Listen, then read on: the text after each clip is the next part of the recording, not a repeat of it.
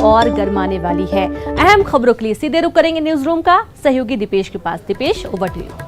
बिल्कुल रीनू, तो जिस तरह से अपने आइटम वाले बयान को लेकर जवाब इलेक्शन कमीशन को सौंप दिया गया है, तो वहीं एक और शिकायत लेकर भी कांग्रेस चुनाव आयोग पहुंची हुई है और ये शिकायत है गिरिराज दंडौतिया के खिलाफ। दरअसल गिरिराज दंडौतिया ने जिस तरह का बयान इस आइटम वाले बयान के विरोध में दिया था, वो भी अब तूल पकड़ता जा रहा है और इस शिकायत के जरिए कांग्रेस कार्रवाई की मांग कर रही है। आपको बता दें कि पीसीसी चीफ कमलनाथ को लेकर गिरिराज दंडौतिया ने मंच से विवादित बयान दिया था। इधर कांग्रेस ने मंत्री इमरती देवी की भी शिकायत की है, जिसमें उन पर कमलनाथ की दिवंगत मां के लिए की गई टिप्पणी पर कार्रवाई की मांग की गई।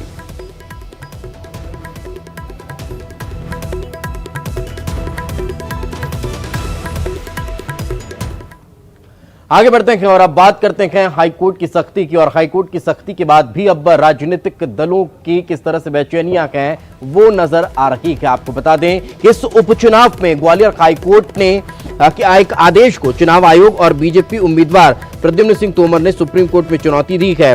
प्रदेश हाईकोर्ट ने चुनाव आयोग के दिशा निर्देश के तहत विधानसभा उपचुनावों में चुनाव प्रचार के लिए सीमित संख्या के साथ राजनीतिक सभा के लिए दी गई अनुमति पर रोक लगा दी है। ग्वालियर पीठ ने अपने आदेश में कहा है कि रैलियों और सभाओं के लिए कलेक्टर और चुनाव आयोग से इजाजत लेनी होगी और कोरोना गाइडलाइन का पालन अनिवार्य रहेगा।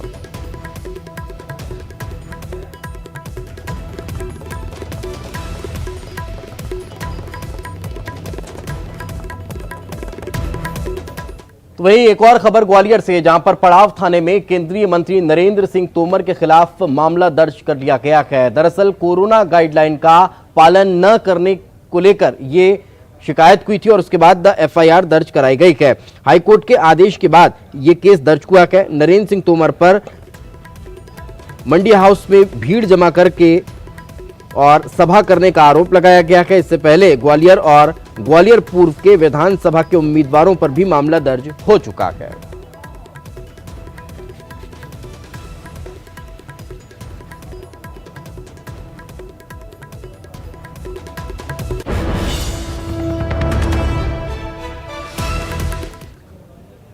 तो मध्य प्रदेश के इस उपचुनाव के रण में दोनों ही राजनीतिक दलों के रणबांकुरे अपने अपने स्टार प्रचारकों के जरिए अपनी नैया पार लगाने की कोशिश में जुटे हुए हैं।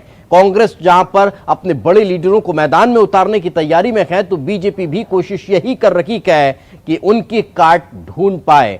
और अब देखना यही होगा कि इसका नतीजा आखिर क्या होता है। देखिए इस रिपोर्ट में।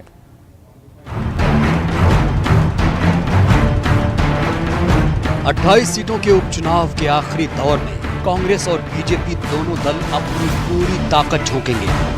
कांग्रेस इस चरण में अब छत्तीसगढ़ के सीएम भूपेश बघेल समेत सचिन पायलट, नवजोत सिंह सिद्धू जैसे स्टार प्रचारकों को उतारने की तैयारी में है। इसमें सिंधिया के गढ़ ग्वालियर चंबल में 28 अक्टूबर से सचिन पायलट संभालेंगे कमान। ग्वालियर चंबल की करीब 10 सीटों पर सचिन पायलट की सभाएं रखी गई। बीजेपी सवाल कर रही है कि आखिर उपचुनाव में स्टार प्रचारकों की जरूरत क्यों पड़ रही है। बीजेपी की ख्वाहिश ये भी है कि आखिरी दौर में दिग्विजय सिंह को प्रचार की कमान दी जाए। लाडला नेता सचिन पायलट, उनको आपने प्रदेश अध्यक्ष से भी हटा दिया, उनको मुख्यमंत्री से हटा दिया, जिसको हमारे जैसे चंबल की भाषा में कहते हैं कुदच्छना कर डाली।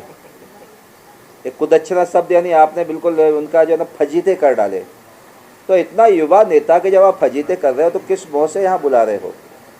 भूपेश बघेल जी हुए सब जो है ना, इन पर कोई मुद्दा नहीं है, स्थानीय कोई नेता नहीं है, क्योंकि स्थानीय नेताओं के चेहरे खराब हो चुके हैं बुरी तरीके से। तो हे दिग्गी राजा साहब, कहाँ छुपा के रखा था आपको इन लोगों ने?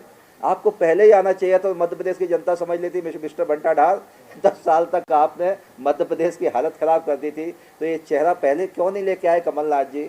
आप क्यों डरे हुए थे दिग्विजय सिंह से? मैं कह रहा हूँ और जल्दी आते तो भारतीय जनता पार्टी को ज्यादा लाभ होता है। इधर कांग्रेस इससे पहले ये पूछ रही है कि आखिर दूल्हा बनाकर पार्टी में लाए सिंधिया को बीजेपी के स्टार प्रचारकों की सूची में 10वें नंबर पर क्यों रखा गया?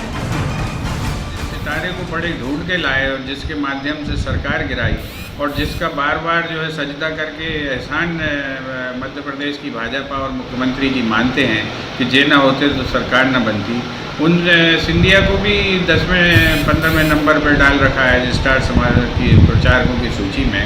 इससे लगता है कि जो आभा मंडल है सिंधिया का वो लगभग मध्य प्रदेश में समाप्त हो जाए। इधर मालवा निमाड़ के उपचुनाव वाली सीटों में से हाई प्रोफाइल सीट सांवेर को लेकर भी चर्चा है। सिद्धू समा खींचने आ रहे हैं।